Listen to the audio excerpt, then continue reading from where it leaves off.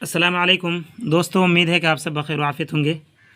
آج ہم ایک مرتبہ پھر اردو زبان کی تیسری کا ایک اور سبق پڑھنے جا رہے ہیں۔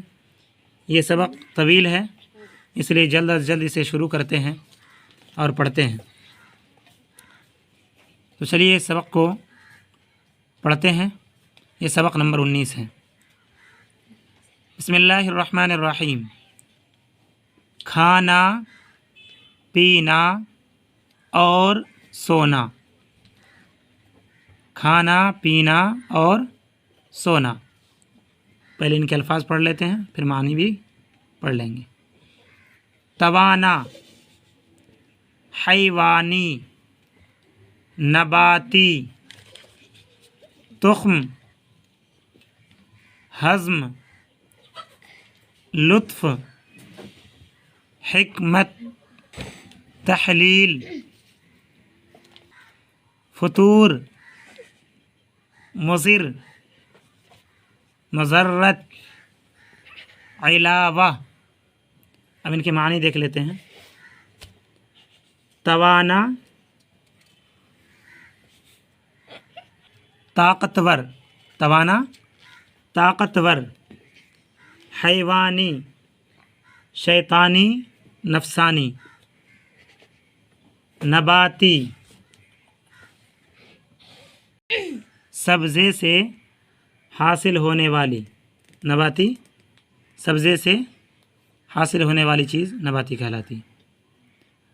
تخم، بیج، ہضم، معدے میں کھانے کا پچنا۔ اسی طریقے تحلیل کے معنی بھی یہی ہے۔ لطف، لذت، حکمت، تدبیر، دانائی، تحلیل، معدے میں کھانے کا پچنا، فطور، خرابی، نقص، نقص نہیں پڑھیے گا، نقص، فطور کے معنی خرابی، نقص، مضر، نقصان دینے والا، مضرت، نقصان، علاوہ، علیحدہ، الگ۔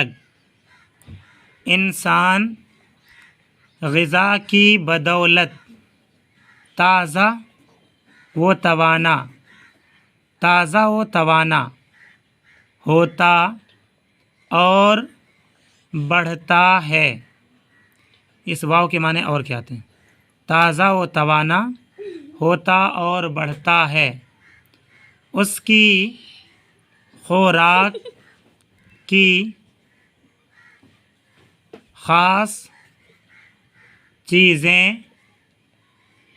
گیہوں، چنا، چاول، میوہ، ساگ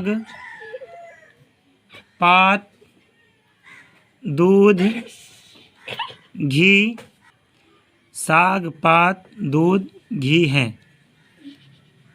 انسان بخوبی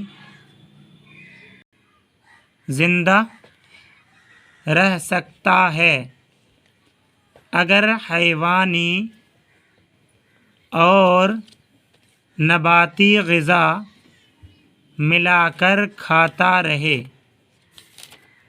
یعنی کہ زمین سے اگنے والی چیز جیسے کہ سبزی ہے، اسی طریقے سے روٹی اور گوشت وغیرہ، یہ انسانی، حیوانی اور نباتی دونوں غذا ہو جائے گی۔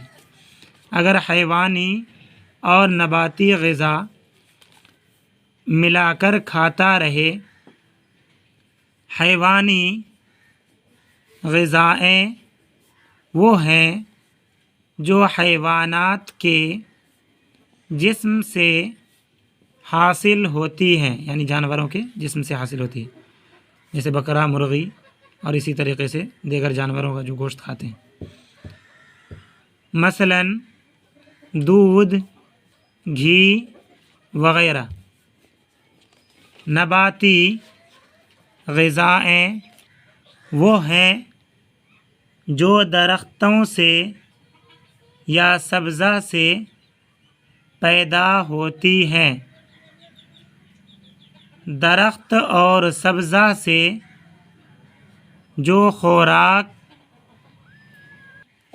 آدمی کو ملتی ہے ان میں سے بعض تخم ہیں یعنی بیج ہیں، مثلاً گیہوں، چنا، مٹر، ماش، مونگ وغیرہ۔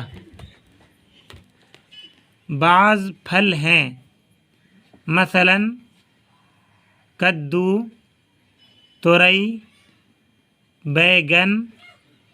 بینگن لکھا جاتا ہے، پڑھتے ہیں بیگن، خربوزہ، تربوز وغیرہ۔ بعض جڑیں ہیں جیسے گاجر، آلو، شلغم، چقندر، پیاز وغیرہ۔ بعض پتے ہیں جیسے میتھی، پالک، سویا، پودینہ، ہرا دھنیا وغیرہ۔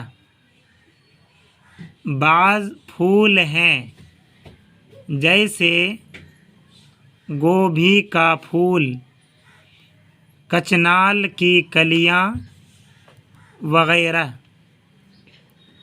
حیوانی غذائیں اور غلہ آدمی کی اصلی خوراک ہیں،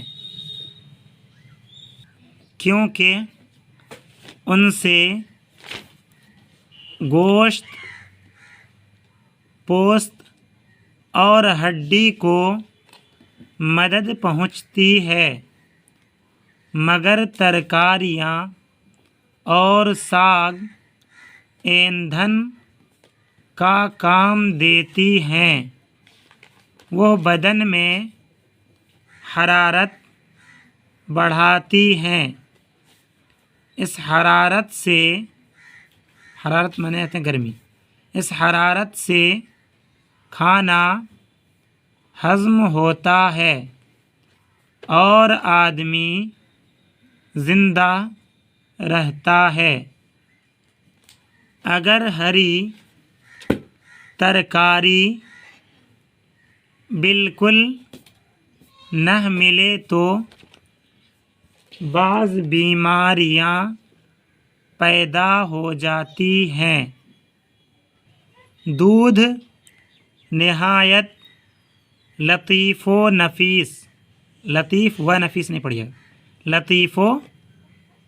نفیس غذا ہے۔ اس میں وہ سب چیزیں شامل ہیں جو انسان کی زندگی قائم رکھنے کے واسطے ضروری ہیں۔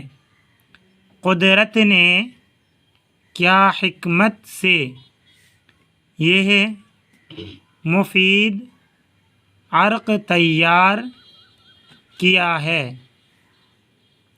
جس میں کھانا اور پانی دونوں شامل ہیں اور انسان کو ہر حالت میں نفع بخشتا ہے، یعنی فائدہ دیتا ہے۔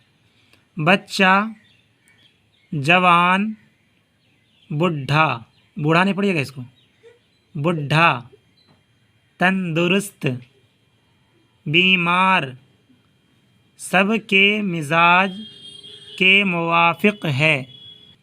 ناظرین، یہ تھا 19واں سبق جو ابھی آدھا ہی ہوا ہے، اور ویڈیو کے لمبی ہونے کے ڈر سے میں اس کو سبق کو یہیں روکتا ہوں۔ انشاءاللہ اس کا حصہ 2 لے کر آئیں گے اگلے دن، سبق نمبر 19 کا۔ اور آپ سب سے یہی درخواست ہے، جیسا کہ میں روزانہ کیا کرتا ہوں آپ لوگوں سے، کہ برائے مہربانی پڑھنے کی کوشش کریں اور خدا را کبھی ہمت نہ ہاریے گا۔ اس لیے کہ ہمت ہارنا ہی انسان کو ذلت میں لے جاتا ہے۔ تو چلیے اس سبق کو یہیں پر روکتے ہیں، پھر ملیں گے انشاءاللہ اس کے دوسرے حصے کے ساتھ، یعنی سبق نمبر 19 کے دوسرے حصے کے ساتھ۔ السلام علیکم ورحمۃ اللہ وبرکاتہ۔